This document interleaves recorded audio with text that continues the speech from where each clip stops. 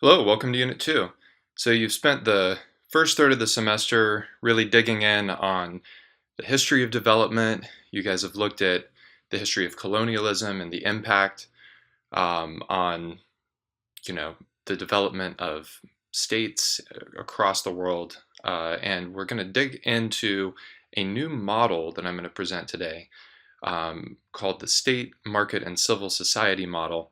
And it's going to help you start to apply some analysis tools to actual development case studies. And we're just going to jump right into it. And I'll illustrate that for you guys so that you can start applying that in this section as we look at the many, what I call actors, which are really just the different players, right, in the development space.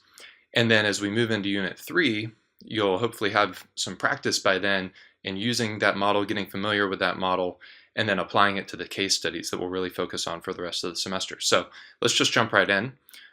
So the model here, right, is the state, the market, and civil society. You can see that on the left here. And really the state, and you can see at the top of this chart, we've got primacy of.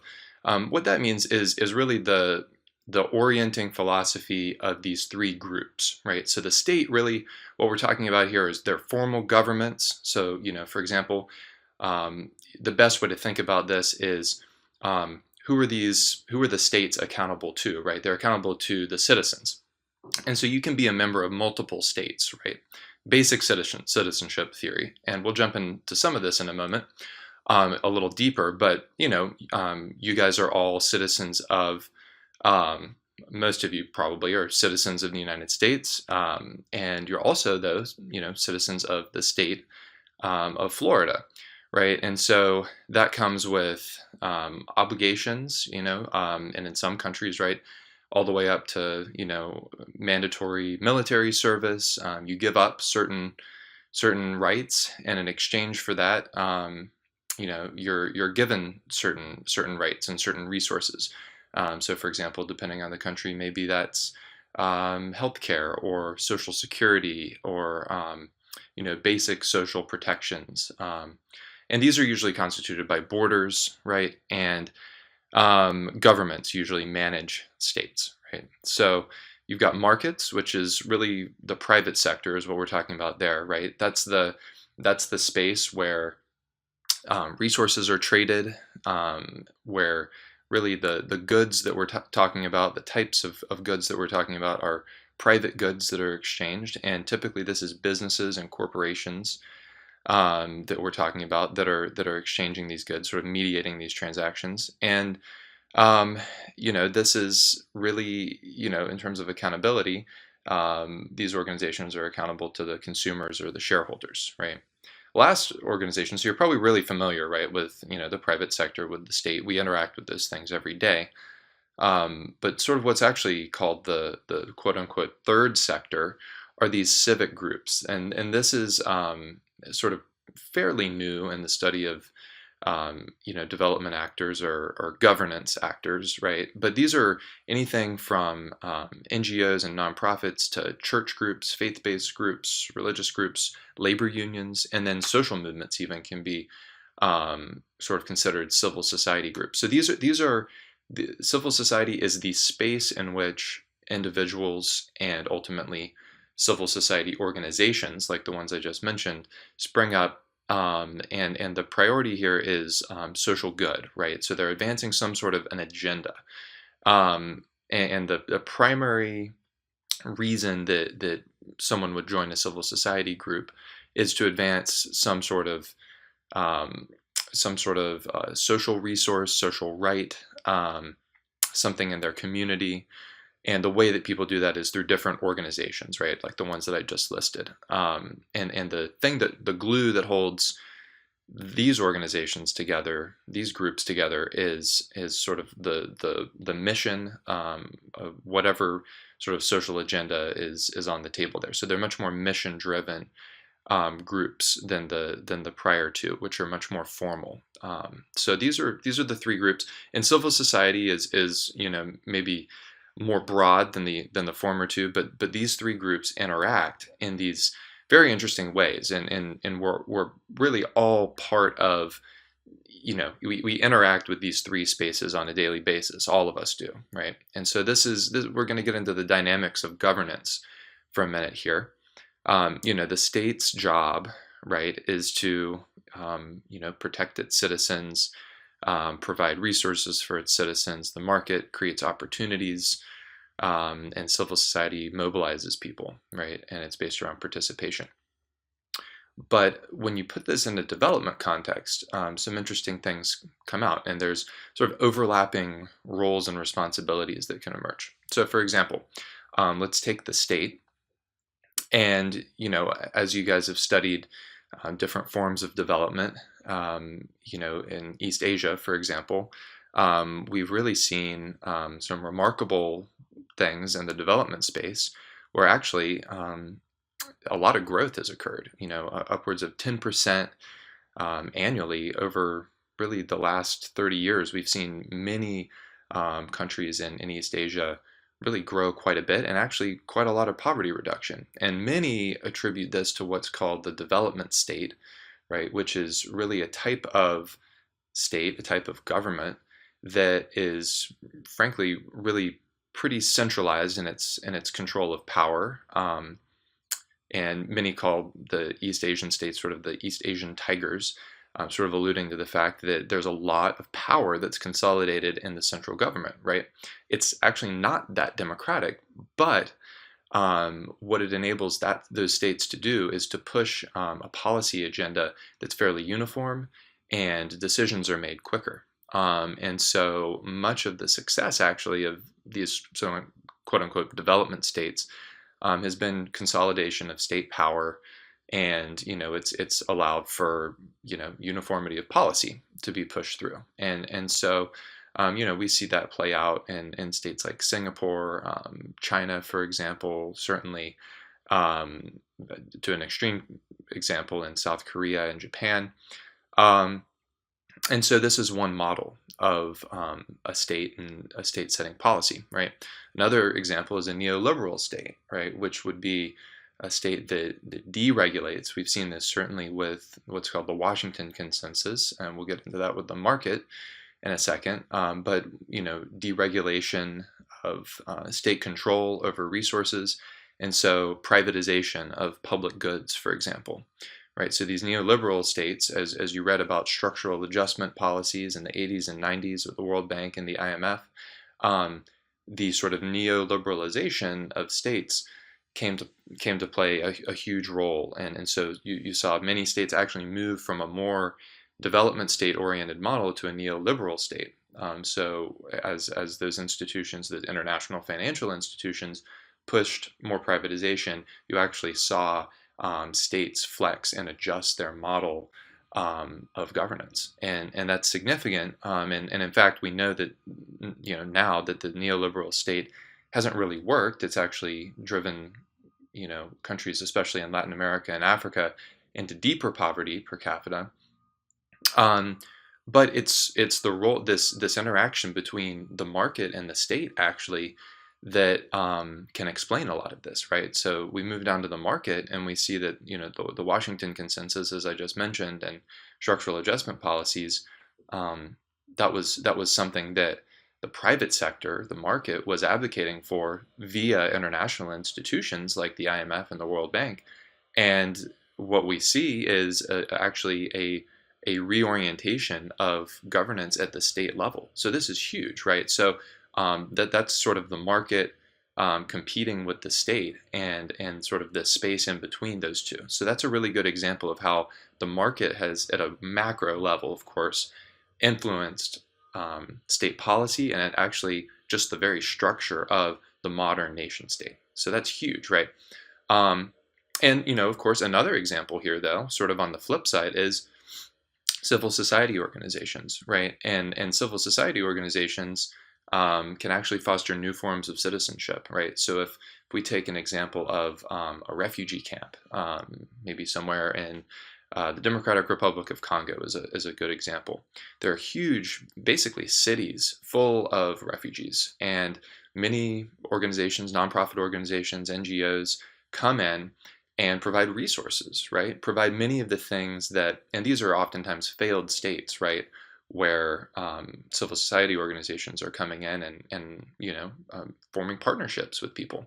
In many ways, people have stronger citizenship ties in these situations than to an NGO, right, or a nonprofit who's providing food, shelter, basic resources, and in fact a voice in their community. Um, Stronger relationships in terms of citizenship to those groups than actually to the state. And so that's really significant, thinking about civil society organizations and conflict areas. So and there's contested space there, right, where loyalties become very contested, and that's a complicated relationship. Another relationship to the state would be civil society organizations sort of advocating for new policies, and actually, um, a good example of this, and we'll look at this in a minute, is the privatization of water in Bolivia, where civil society organizations, social movements came in and actually rose up against market-based policies at the state level. So you get, and that's an example where all three of these sort of modes of governance are sort of competing over certain issues. So sort of, a way to think about this is you pick an issue that's going on, and then you look at all the different actors, all the different players who are concerned about that issue and sort of have power to change that issue, who are debating over these issues, and you'll see that they're interacting in these overlapping ways. So it's a nice, it's perhaps a little overly simplistic, to be honest, because you have a lot of actors and not necessarily all actors fit into this model. Some have called for, sort of a fourth area of analysis here, which you might say private life. So that's sort of family relationships, home life, that sort of thing.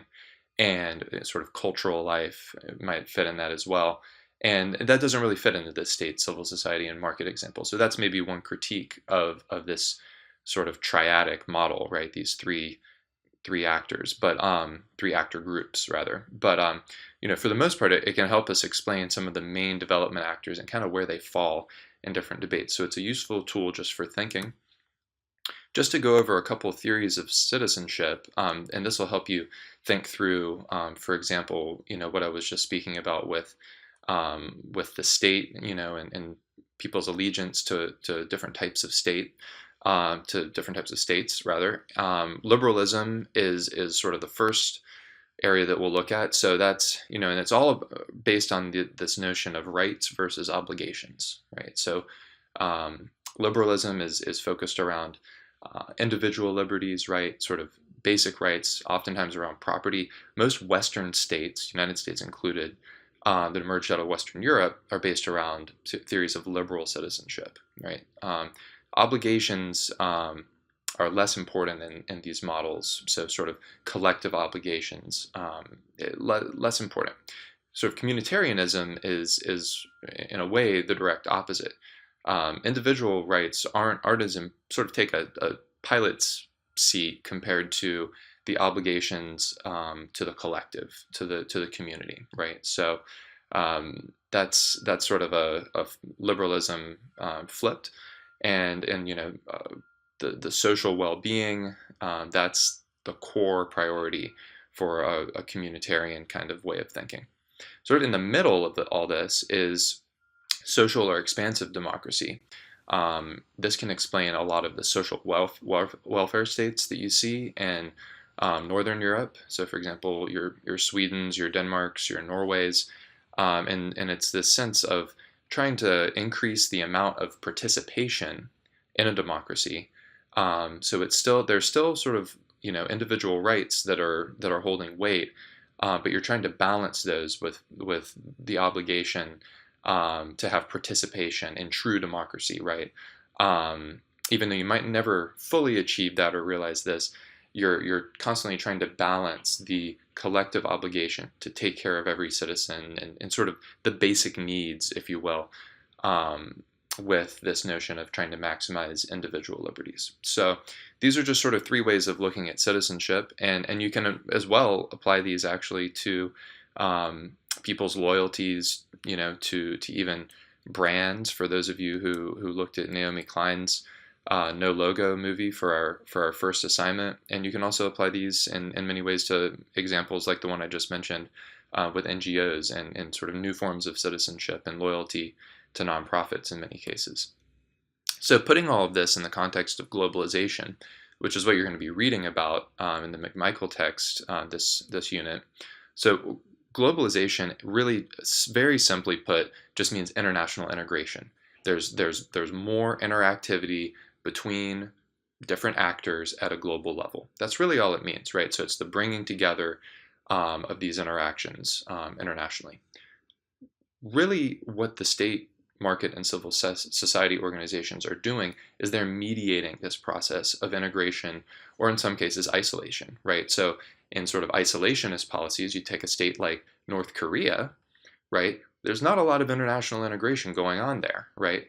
And the cause of that really is state-led policy by a very strong centralized dictatorship. And it's because of that interaction, of that decision of the state to act that way, that you actually really aren't seeing some of the effects of international trade in North Korea that you are in other countries, right? So it's a cutting off of that. It's an isolationist policy. So they're mediating globalization. They're actually reducing the amount of globalization in that case. Whereas a trade agreement like NAFTA, for example, between the North American countries that was put in place by Clinton in the 90s, that's sort of opening up this quote unquote free trade process. And so that's actually more goods are crossing borders. It's opening up trade. But the way that that was structured, it actually begs the question of who benefits from integration, right? Yes, more integration is happening. More trade is happening across borders. And so if you look at just trade and finances, there's more cash flow, right, across borders. Who's benefiting from that? Probably mostly, global corporations, the private sector, right? The market is mostly benefiting from that. And so you have to ask yourself sort of who benefits from this integration. Is it the workers themselves, or is it the corporations that are deriving most of the profits? And what's the balance between the public sector, sort of the state, the market, and then how is civil society sort of trying to play this balancing role in between? And if you look deeper with NAFTA and you take a different issue, so not finance, for example, and you say, okay, has NAFTA increased, for example, immigration? It's actually decreased immigration. There are less people moving across borders because of stricter immigration laws. So, there's actually been a decrease in globalization from the perspective of immigration when it comes to NAFTA. So you have to really dig deep, and you may be seeing globalization rise in one area, but as a result, it actually decreases in another. So it's very context specific. So you really have to look at it case by case. And again, that's why we're going to be looking at case studies as we get into the semester a little bit later on. So some further examples to just sort of help illustrate this. We just mentioned, trade agreements and NAFTA. The informal economy, right? So back to the state and sort of what is the primary, really responsibility of a citizen to the state, and it's really paying your taxes in many cases. Well, how does that affect a state like India, where, as you can see down here, over half of India's economy is informal, and what that means is that these are people working sort of off the books in what's called the shadow economy in many cases. And what that means is that, the Indian government isn't collecting taxes on this employment. And so you can see over here on the right, so informal economy is a percentage of non-farm employment. It's all the way up at 84% in India. And so that means there's a lot of the economy that's functioning, within actually mediated primarily by these civil society organizations and the market, but this forms interesting bonds between the market and civil society, really with the government of India, the state, not even really knowing what's going on and certainly not benefiting from it economically. So there's some interesting alliances here between civil society organizations and groups. So say a religious group or a community group and the market, and the government is completely excluded from that, other than the fact that it's operating within India's borders, right? And so this is a very different economic picture than what happens in the United States, where we have the majority of our economy happening on the books, right? And so that forms different relationships, different social bonds, right? Another area where there's, just to illustrate some overlap between these three actor groups, is natural resources and water rights in Bolivia. And there's another chart just to illustrate the low-income countries and the proportion of um, informal economic activity to the percentage of GDP. And in some countries, it's massive. But just to get back to the Bolivian example, so in 1999, under coercion from the World Bank, Bolivia actually granted a 40-year privatization lease to a subsidiary of the Bechtel Corporation, big international corporation, and gave private control of the water rights for more than 500,000 people.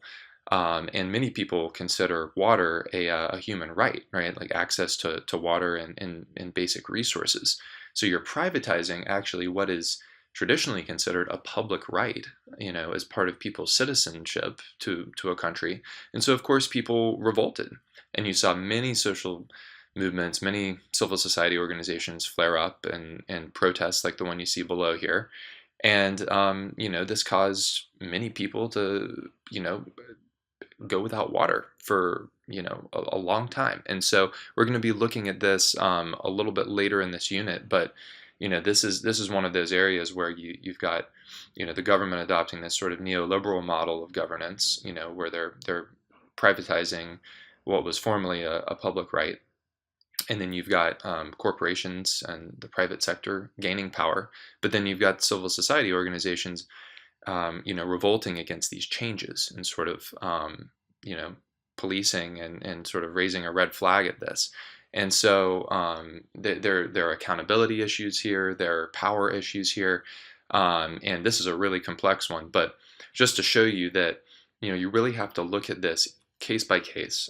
It's about the interplay between these actors, and once you kind of figure out who's in what group, and you get comfortable thinking in these terms of the state, the market, and civil society, and sort of what's the right balance in any given country context, you get to sort of see a more complex picture in it. This is just a tool to help you guys kind of organize your thinking around some of these really complex issues. And at the end of the day, you see in this last bullet point, the context is key. It really depends on what issue we're looking at, and from what perspective we're looking at. And sort of, the end of the day, the question I would have you guys ask yourselves is, who benefits from globalization? Why are they benefiting from globalization? And really try to take an objective view of these things and analyze it, at the face value. But this is just a tool for you, and hope you use it well. So again, the state, the market, and civil society. And if you have questions about this, feel free to drop me a line, and we'll help you through it. But looking forward to working with you through this unit.